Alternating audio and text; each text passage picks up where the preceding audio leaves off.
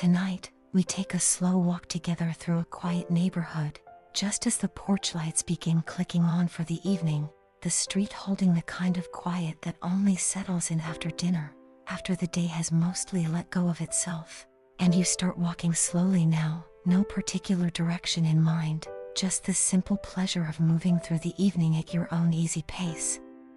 Above you, the sky holds on to the last of its color, a soft, fading peach low near the rooftops, deepening into a dusty rose, and then, higher up, a gentle lavender blue that seems to stretch on forever, a thin trail of cloud catching the last of the light, glowing faintly pink at its edges before fading into that same soft blue. The first house you pass has a wide porch, string lights wound loosely along its railing, glowing warm and soft against the deepening sky, and a wind chime hangs from the porch beam, stirring faintly in the breeze, just a few soft notes drifting down toward you as you pass. A rocking chair sits empty nearby, angled slightly toward the street, as if someone had been sitting there only minutes ago, a folded newspaper left on the seat beside a half-finished cup of tea, steam no longer rising from it, and a small dog bed rests just inside the screen door, empty for now, though you can hear the faint jingle of a caller somewhere inside the house.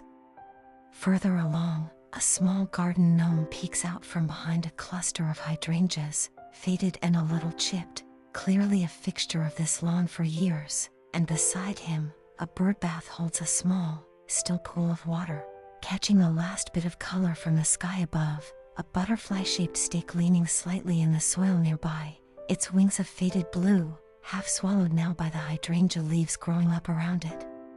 You pass a house with a bright blue front door, paint slightly worn near the handle from years of use, a welcome mat just outside it, the word barely legible beneath years of footsteps, and a pair of small rain boots, child-sized, waiting beside the door, left out to dry from some earlier adventure. A row of chalk drawings still marks the driveway nearby, faded suns and lopsided flowers, evidence of an afternoon well spent before dinner called everyone inside, and the porch light here clicks on just as you pass, catching you for a moment in its warm, sudden glow before you continue on, the timing pure coincidence, though it feels almost like a small greeting. Next door, a tricycle lies tipped over on its side in the grass, abandoned mid-place sometime earlier in the evening, its bell still glinting faintly in what remains of the daylight.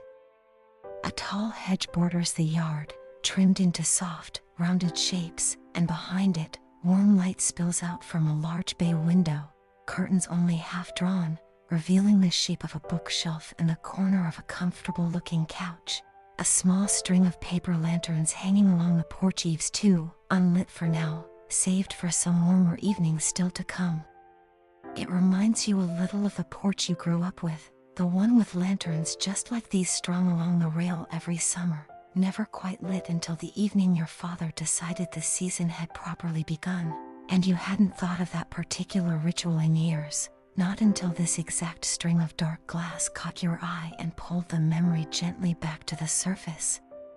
You walk on before it settles too deeply, past a house with flower boxes beneath every window, spilling over with petunias in deep purples and soft pinks, their scent faint but sweet on the cooling evening air, a cat watching you from the windowsill above, tail flicking once before it loses interest and turns away.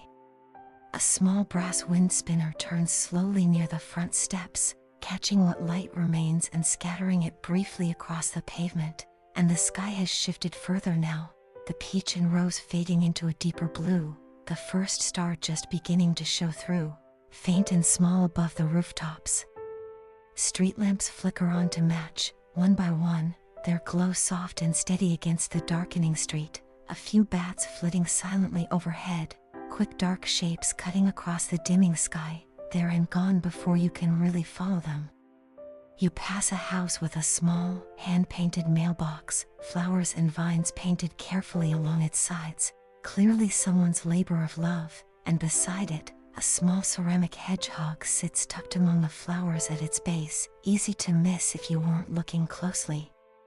A row of solar lights lines the front walkway, just beginning to glow now that the sky has dimmed enough, small soft dots leading up to the front door like a quiet invitation, and a wheelbarrow rests near the side of the house, half filled with soil and a few unplanted bulbs. Tomorrow's project left waiting for daylight.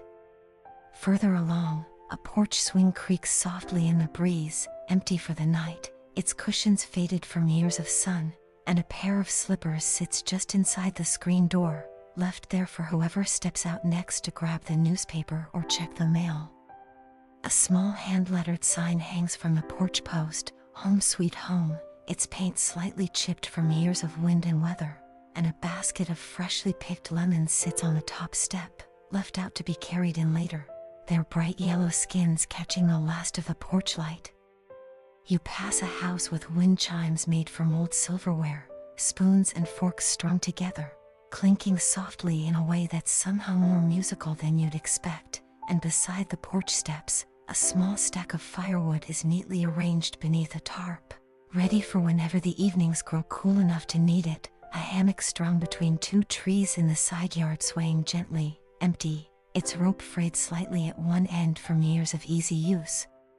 One house has a small vegetable garden along its side yard, tomato plants staked and heavy with fruit, a scarecrow leaning slightly to one side, more decorative than functional at this point in the season, and you catch the faint, green smell of tomato leaves as you pass, sharp and a little peppery, mixing with the sweeter scent of jasmine further down the street.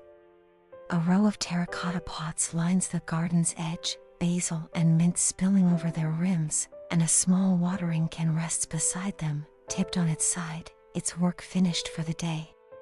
The porch lights continue clicking on as you walk, one after another, almost as if the whole street is settling into evening together, each small glow marking another family home for the night, and you count them without meaning to, 5, 6, 7, small warm beacons against the deepening blue.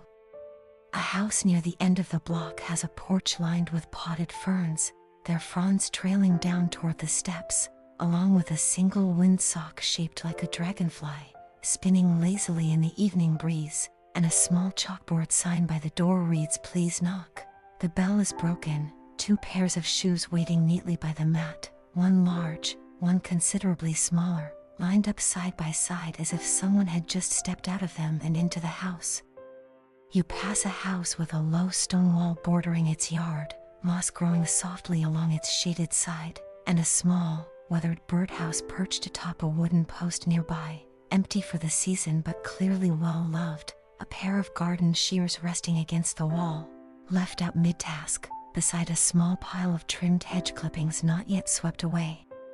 The sky overhead has gone fully into evening now, deep blue-violet, scattered with a handful of stars, the street lamps carrying most of the light now, their warm glow pooling softly beneath each one, the spaces between them dimmer, quieter. You slow your pace even further, in no rush at all to reach anywhere in particular, a dog barking once from behind a fence, more curious than alarmed, quieting again just as quickly once you've passed. Somewhere further off, a screen door slaps shut, and a voice calls someone in for the night, warm and easy, the words too distant to make out clearly.